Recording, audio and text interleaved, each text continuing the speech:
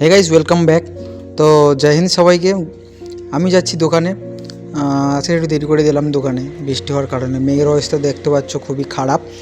ঠিক যাই হোক, আমি চলে এসেছি দোকানে এসে বাইকটা রেখে দিয়ে আমি যাব নারায়ণপুরে দেখতে পাচ্ছ উঠে পড়েছি টোটোতে। ব্রিজে যেতে যেতে ব্রিজটা খুব মেঘলা করেছে আকাশটা, তাই আকাশের দৃশ্যটা তোমাদের দেখাচ্ছি। আর কেমন লেগেছে আকাশটা তোমাদের কমেন্ট করে জানিও। তারপর আমি সিঁড়ি থেকে নেমে যাচ্ছি নিচে। দেখতে পাচ্ছ নিচের ভিউটা এমনই আছে, মেঘের অবস্থাটা তো খুব খারাপ, মনে হচ্ছে বৃষ্টি আসবে। যাই হোক, তারপর কিছুক্ষণ পর বৃষ্টিও এসে গেছে। তবে এখানে কাজবাজ শেষ করে আমি খাবার নিয়ে চলে যাচ্ছি আবার আমাদের পুরাতন দোকানে। ব্রিজের ওপরে এখন যাচ্ছি, গাড়ির অপেক্ষা করছি। হালকা বৃষ্টি পড়ার কারণে গাড়ি আসছে না তেমন। আমি এখানে একটা রিলস ভিডিও বানাবো ভাবছি। তো রিলস বানিয়ে তারপর যাব দোকানের দিকে। অনেক অনেক কিছু এখানে দেখছে আমাকে, তো কিছুজন চিনেও ফেলেছে এই কদিনের মধ্যে। যাই হোক, মেঘটা আবার দেখতে পাচ্ছ, মেঘলা হয়ে আছে আকাশটা। ঠিক আছে, দেখা হচ্ছে দোকানে গিয়ে। আমি চলে এসেছি এখানে, চান করে নিয়েছি, এবার খেতে বসবো। তোমরা তখন লাইক ফলো কমেন্ট করে তাড়াতাড়ি।